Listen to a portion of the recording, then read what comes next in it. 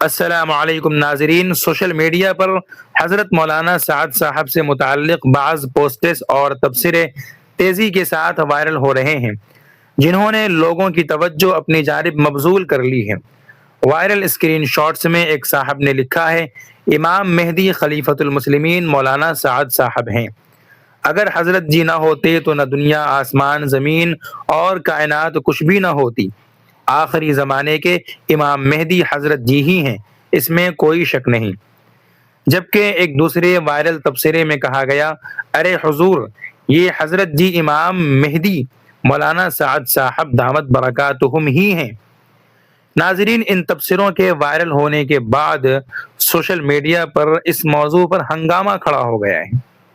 گفتگو کا سلسلہ جاری ہے اور لوگ مختلف انداز میں اپنی اپنی رائے کا اظہار کر رہے ہیں۔